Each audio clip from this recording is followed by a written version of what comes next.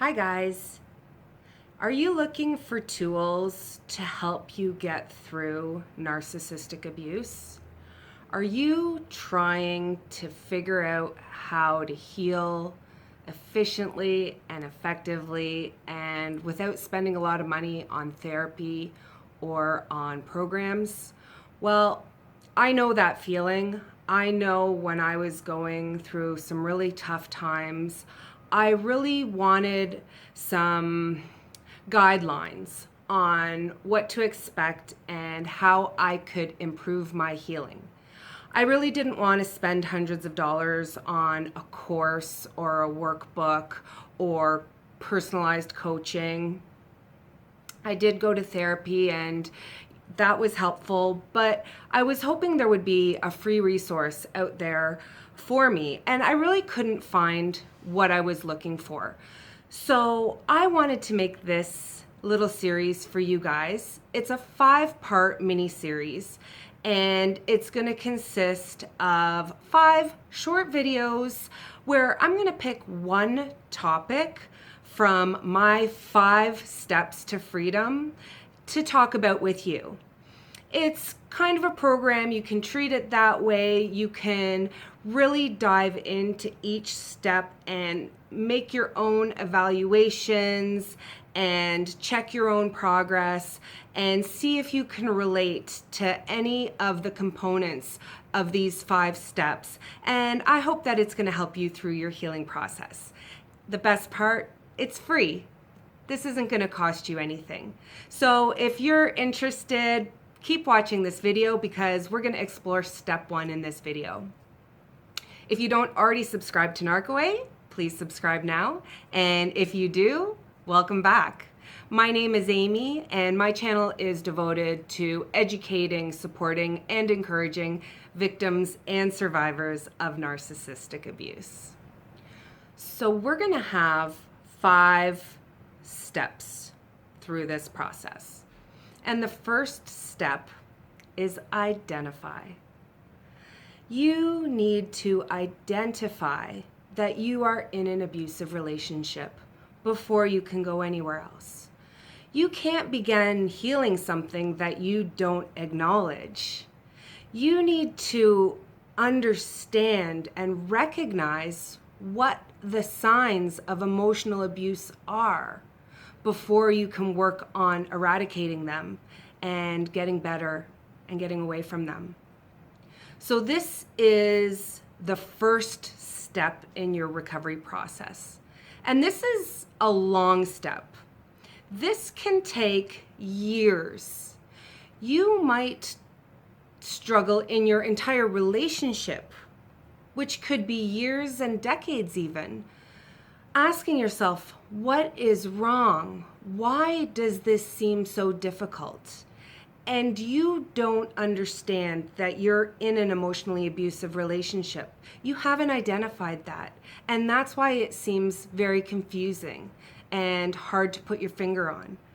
As soon as you can reconcile the traits of emotional abuse and psychological abuse with what you're going through, you have identified the problem and you can move on to step 2.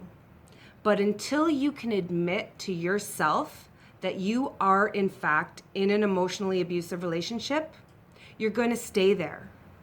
So how do you identify that you're in an emotionally abusive relationship?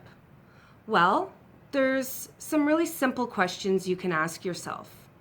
The first one is, are you happy? Are you happy the majority of the time? Because nobody's happy all the time, let's face it, that's just human nature. But do you spend the majority of your relationship in an unhappy state? If you do, you could be in an emotionally abusive relationship. What about name calling? Does your partner call you names? Do they verbally attack you? Do they yell at you? Do they swear at you? That could be a sign of emotional abuse. What about the silent treatment? Does your partner respond to conflict with the silent treatment? That's definitely emotional abuse. That is not a healthy way to cope or to deal with conflict in a relationship. Now, I understand that there is a time and place to take a time out and to cool down, but you can express to your partner that that's what you're doing when you're doing it. When you ghost them or clam up or just disappear for days or weeks at a time, that's the silent treatment, and that is 100% abuse. And if it's happening regularly, that's an abusive quality in your relationship.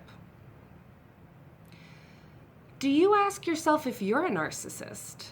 Have you ever questioned that maybe you're the abuser? That's a healthy question to ask, and you should ask yourself that.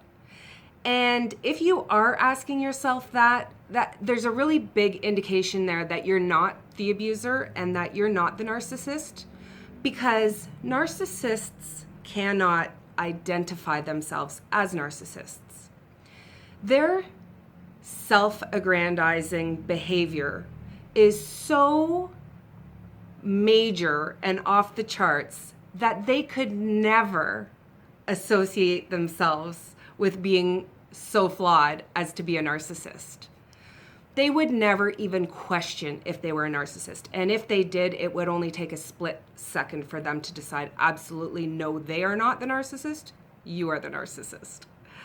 So if you're questioning if you are, chances are you're not. Now, I'm going to let you know that everybody has narcissistic traits to some degree. So you have to really look at the whole picture. You can't look at just one thing. You know what? I'll go back to the silent treatment as an example. Yes, everybody has given the silent treatment to some degree, to some person, to some extent. It's a very easy way to deal with somebody when you're mad or when you want to hurt someone. Just because you did it once or twice does not make you an abuser. If you do it all the time, and if you use that as your main coping mechanism, then that's another story. That's not healthy. How about taking quizzes online? Have you searched and Googled, am I in an abusive relationship? Is my relationship toxic? Is my wife or husband an abusive person? Are they toxic? If you are Googling this information, if you are taking the online quizzes, that's a good indication that you are identifying that you are in an abusive situation. By the time you take those tests, several things have happened, compounded over some amount of time before you get to the step of Googling and taking the quizzes. So that is a good indicator that you've already identified that you're in what could be in an abusive situation. You might ask yourself, is it really that bad? Am I just making a mountain out of a molehill? You tend to downplay everything that happens in your relationship, especially to others and even to yourself.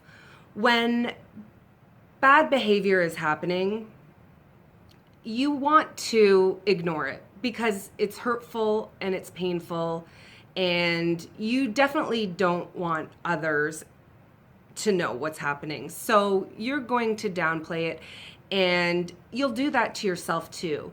The result of you diminishing the severity of it to others is that you're doing it to yourself as well.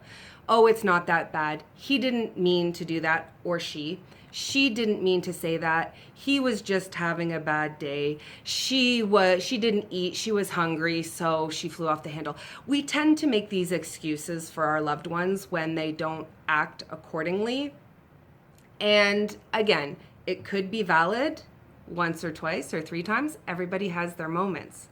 It's when you see the pattern and it goes on and on and on and on and on, and it never changes. And when you bring it up to your partner and they don't change their behavior, that's when you really want to consider if this is how it is. This is not a one-time occurrence.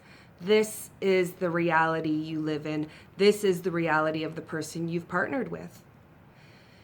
Nobody deserves to be treated with disrespect and contempt.